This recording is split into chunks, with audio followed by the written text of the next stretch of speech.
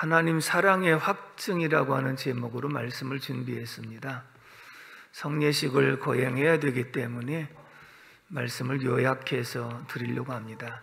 하나님 우리를 분명히 사랑하셨다고 말씀하셨는데 그것이 우리 속에 와서 닿아야 그 은혜를 깨닫는 것이거든요. 그래서 오늘 이 말씀을 통해서 하나님께서 어떻게 우리를 사랑하셨는지 하는 것을 생각해 보려고 합니다. 먼저 첫 번째는 6절의 말씀을 다 같이 읽어보도록 하겠습니다. 6절 말씀 시작. 우리가 아직 연약할 때에 기약대로 그리스도께서 경건하지 않은 자를 위하여 죽으셨도다. 아멘. 첫 번째는 따라서 합시다. 하나님은 우리가 연약할 때 사랑하셨다.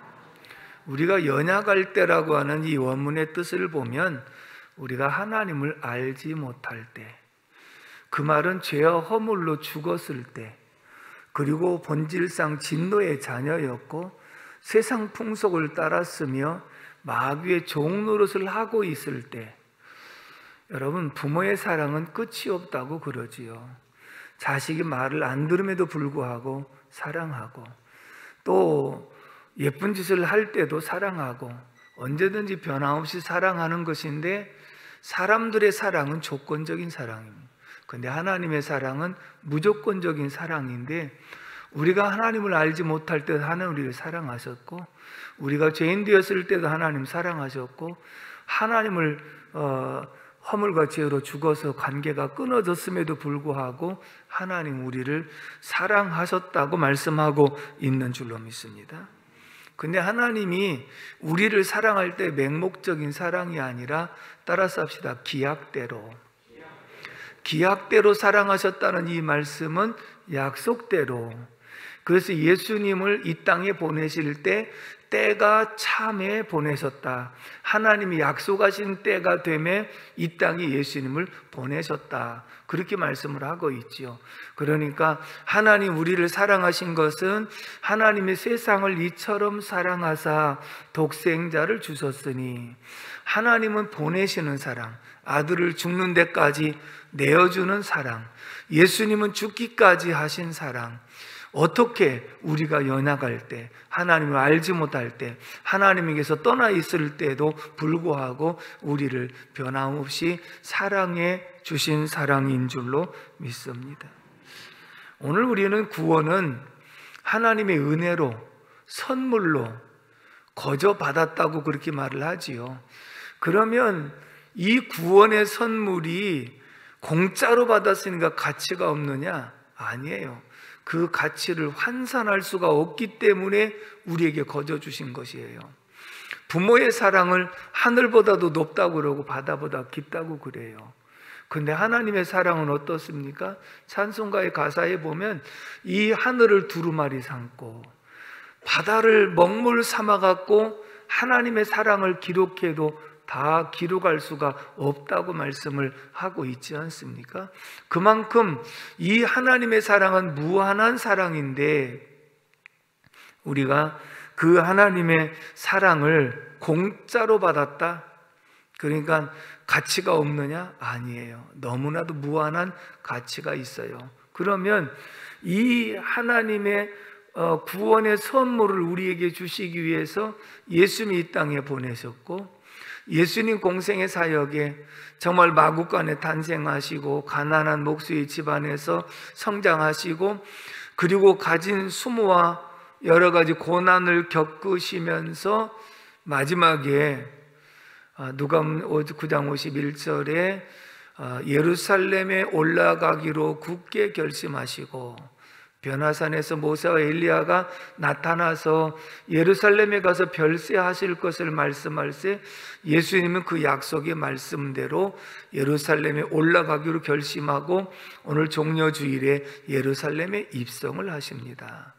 지금 죽을 것을 알고도 예루살렘에 들어가셨고, 그리고 마지막 겟세마네 동산에서 하나님 앞에 기도하기를, 아버지여, 이 잔을 내게서 옮기올 수 있으면 옮겨 주시옵소서. 그러나 나의 원대로 마옵시고 아버지의 원대로 되길 원합니다. 하고 기도하시면서 십자가를 지는 것이 하나님의 뜻인 것을 알고 그리고 십자가를 지십니다. 다시 말하면 예수님의 이 십자가의 고난이라고 하는 것은 말할 수 없는 이 고통이고 아픔인데 우리에게 구원의 선물을 거저 주시기 위해서 이 선물을 준비하고 만드는 과정이 사랑덩어리로 만들어진 거예요. 그래서 이것을 값으로 환산할 수 없기 때문에 우리에게 선물로 주신 줄로 믿습니다. 언제? 우리가 아직 연약할 때, 하나님을 알지 못할 때 하나님께서 우리를 사랑하사 이렇게 독생자를 허락해 주신 줄로 믿습니다. 오늘 우리가 성찬식에 참여하면서 떡을 받을 때 예수님께서 나 위하여 대신 찢기신 몸을 기념하는 것이고, 우리가 포도주를 들을 때 예수님께서 나 위해서 흘리신 피를 기념하기 위해서 우리가 마시는 것인데, 우리가 이 성찬에 참여하면서 우리 마음속에 정말 주의 사랑이 얼마만큼 뜨거운지, 우리가 처음 은혜 받았을 때는 그 은혜가 감사해서 십자가만 바라봐도 가슴이 뭉클하고 예수님의 말씀만 들어도 눈물이 났던 이런 모습이 오늘 우리가 성찬을 대하는 우리의 마음의 자세는 어떠한가? 초창기 때 우리 집사님 한 분이 이제 초신자죠.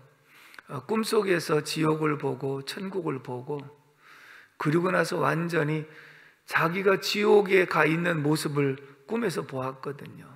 그리고 회개를 해서 예수를 믿게 되었는데, 그분이 한 주일 지나고 나서 그런 간증을 했어요. 내가 한 주일 동안 흘린 눈물이 일평생 흘렸던 눈물보다 더 많이 흘렸습니다.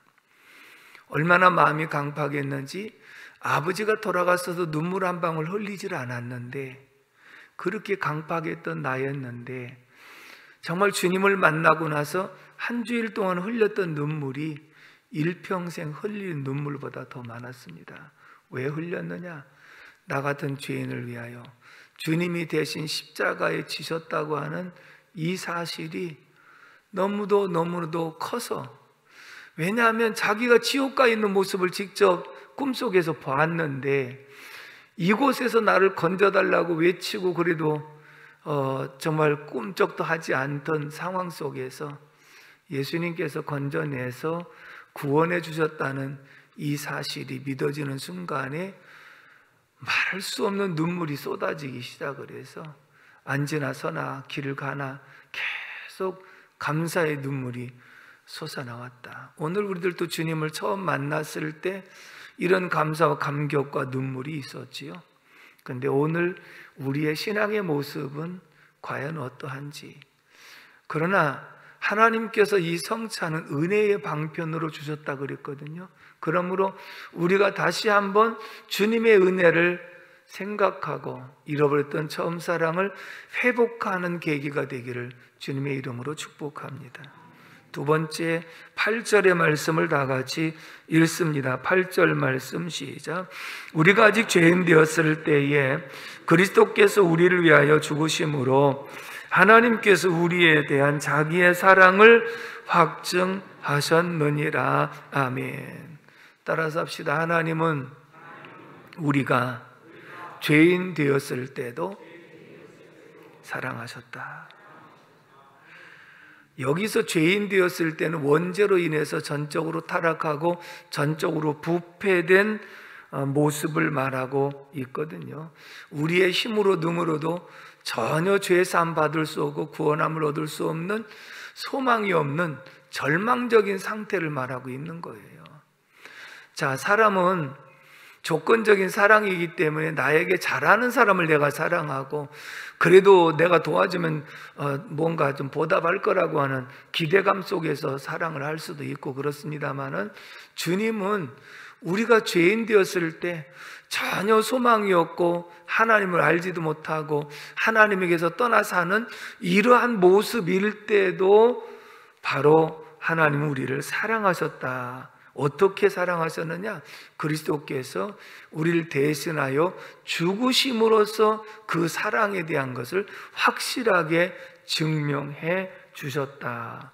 이것이 바로 확증이라는 것이죠. 여러분, 하나님의 세상을 이처럼 사랑하사 독생자를 주셨으니 말로만 사랑하신 것이 아니라 하나님은 보내시는 사랑, 어디까지? 아들을 죽는 데까지 보내시는 사랑. 아들을 죽는 데 내어줬으면 내가 너희들에게 안 준 것이 무엇이 있겠느냐? 모든 것을 다 준 것이다. 하나님 보내시는 사랑. 예수 그리스도는 우리의 죄를 담당하시고 말할 수 없는 수모와 고통과 고난 속에서 십자가에 죽기까지 하신 사랑. 그 사랑이 오늘 우리에게 대하여 그 사랑한다는 말을 확실하게 증명해 주신 줄로 믿습니다. 미국의 젊은 선교사 한 분이 오래전에 일본에 파송이 돼서 일본에 도착하고 선교지로 부임하기 위해서 저녁 배를 탔는데 그날 저녁에 폭우가 쏟아지고 바람이 좀 많이 부는 그런 상황 속에서 배를 타고 지금 부임지로 이동을 하는 상황이었습니다. 일본의 영혼을 위해서 기도하고 잠자리에 들었는데 자다가 뭔가 좀 이상한 낌새가 있어서 일어나 보니 배가 기울어지고 있었습니다. 그래서 구명조끼가 있어가지고 그것을 입고 갑판 위로 올라갔더니 배가 많이 기울어져서 금방 침몰할 것 같은 그런 상황을 만났습니다. 근데 일단은 이제 구명조끼를 입어서 있는데 이제 침몰하면서 옆에 할머니 한 분이 구명조끼를 입지 않은 가운데서 물에 빠져서 허우적거리는 그러한 모습을 발견합니다. 뭐 지체할 시간도 없이 얼른 자기 구명조끼를 벗어가지고 할머니한테 입혀 드리면서 할머니, 만약에 할머니가 구출되고 살아나신다면 사람들에게 이 말씀을 꼭 전해 주십시오. 그것이 선교사가 처음이자 마지막 사람에게 복음을 전한 그런 내용이었어요. 무슨 내용이냐면 할머니가 살아난 것은 나는 예수님을 알지 못하지만 나를 위해서 대신 구명조끼를 벗어서 입혀주고 그 청년은 죽었는데 예수님께서 우리를 대신하여 구명조끼를 입혀주시고 죽으셨다고 한다. 그래서 그 예수를 믿으면 영생을 얻게 되는 것이다 라고 말씀을 했어요. 근데 그러면서 이제 이 선교사는 순식간에 배와 침몰 속에서 사라져 버렸고 할머니는 구명조끼를 입은 덕에 살아났습니다.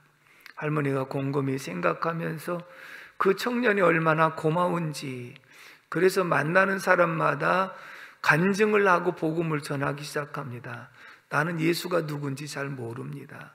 그런데 내게 마지막으로 구명조끼를 입혀주고 나를 살려준 그 청년이 하는 말이, 그 예수님은 우리를 대신하여 죽으시고 구명조끼를 입혀주신 분이 예수님이라고 합니다.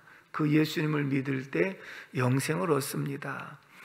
근데 이 말을 전하는 모습이 어떠냐면 눈가에는 눈물이 글썽글썽하면서 자기를 대신하여 죽은 청년을 생각하니까 너무 감사한 거지요. 그런데 그 청년이 죽으면서까지 전했던 이 복음이 받아들여진 거예요. 그래서 내가 정말 나를 대신하여 예수님께서 십자가에 못 박혀 죽으신 이 사건이 믿어진 거예요.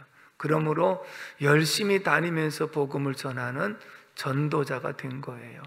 선교사는 하늘에 썩어지는 미랄이 되었고, 그래서 선교지에 부임을 해서 오직 한 사람에게 복음을 전했는데 그 한 사람의 복음을 전해 듣고 많은 사람들에게 복음을 증거해서 복음의 많은 열매가 맺힌 줄로 믿습니다. 여러분, 예수님께서 십자가에 죽으셨다고 하는 사실이 우리가 이렇게 실감하게 깨달아지고 믿어진다면 우리 속에 있는 이 복음을 많은 사람들에게 증거해야 되는 줄로 믿습니다.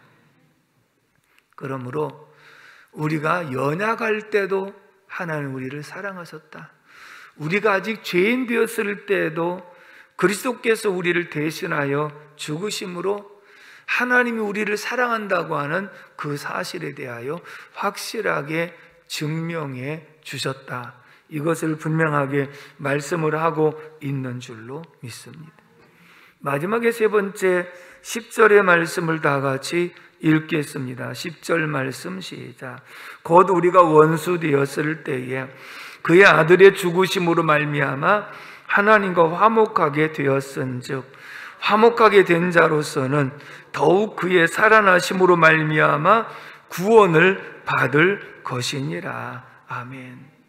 세 번째는 따라서 합시다. 하나님은 우리가 원수 되었을 때도 사랑하셨다.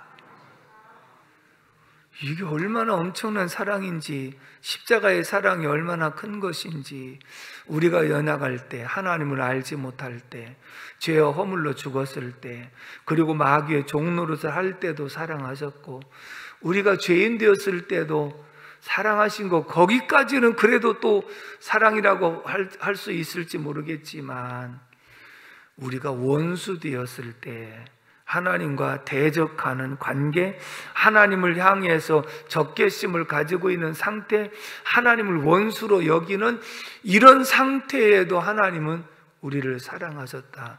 믿습니까? 결국은 우리가 하나님을 알지 못하고 살아갈 때는요, 하나님과 항상 원수가 되는 대적의 관계로 살아갔습니다. 특별히 이 말씀에 기록한 주인공 바울 사도는 스스로 이것을 더 잘 알고 있습니다. 왜냐하면 예수님을 누구보다도 핍박하는 사람이었잖아요. 그래서 예수 믿는 사람들을 잡아다 죽는데 내어주려고 대제사장들의 공문을 받아서 다메섹으로 내려갑니다. 살기가 등등하고 그리고 기세가 등등한 가운데 내려갑니다. 예수 믿는 사람들을 잡아다가 매를 때리고 감옥에 가두고 심지어는 죽이기도 하고 이러면서 예수 믿는 사람을 핍박하는 것이 주님을 핍박하는 것이기 때문에 주님과 원수된 그런 관계로 살아갔습니다. 그런데 빛으로 오신 부활의 주님이 이 사울과 일행에게 비추어서 빛 때문에 모두가 다 엎드러진 상황 속에서 오직 사울에게만 말씀이 들립니다. 사울아 사울아 네가 어찌하여 나를 핍박하느냐? 주여 니시오니까 내가 핍박하는 나사렛 예수시니라. 할렐루야.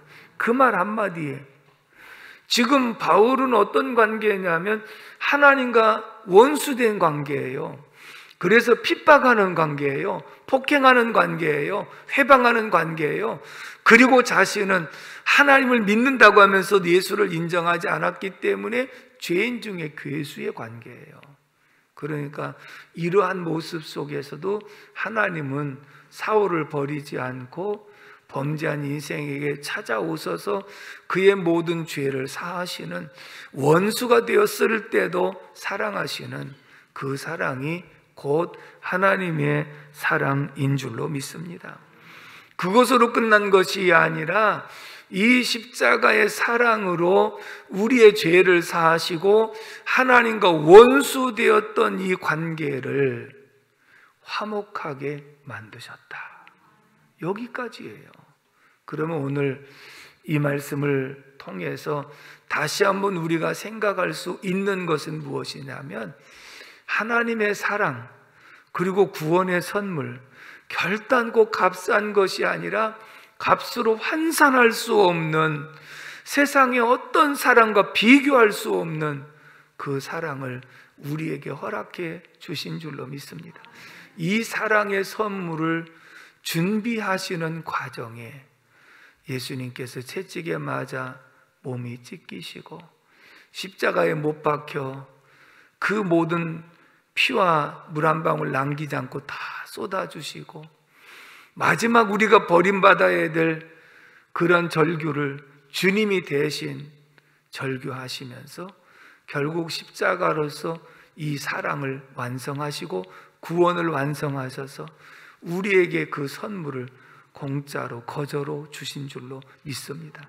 그래서 그 주님을 내가 믿고 원수되었던 하나님과 나와의 관계를 화목하게 하사 하나님의 자녀의 권세를 누리게 하셨다고 하는 것이 오늘 핵심적인 요지의 말씀인 줄로 믿습니다. 오늘 우리들이 이 말씀을 통해서 성찬에 참여하면서 그 사랑이 다시 회복하기를 주님의 이름으로 축복합니다. 기도하겠습니다. 고마우신 아버지 하나님, 은혜와 사랑을 진심으로 감사를 드립니다. 종려주일에 하나님 말씀을 통하여 하나님께서 우리에게 대한 사랑을 어떻게 확증하셨는지 알게 도와주시니 감사합니다. 우리가 연약할 때도 사랑하셨고 우리가 죄인 되었을 때도 사랑하셨고 하나님과 원수 되었을 때도 변함없이 사랑해 주었던 그 사랑이 오늘 우리에게 선물로 다가와 예수를 영접하고 구원받은 하나님 자녀가 되게 하심을 감사합니다. 오늘도 성찬에 참여하면서 마음속에 주의 사랑과 십자가의 은혜를 깊이 간직하는 복된 시간 되게 하여 주옵소서. 감사하고 예수님의 이름으로 기도 올리옵나이다. 아멘.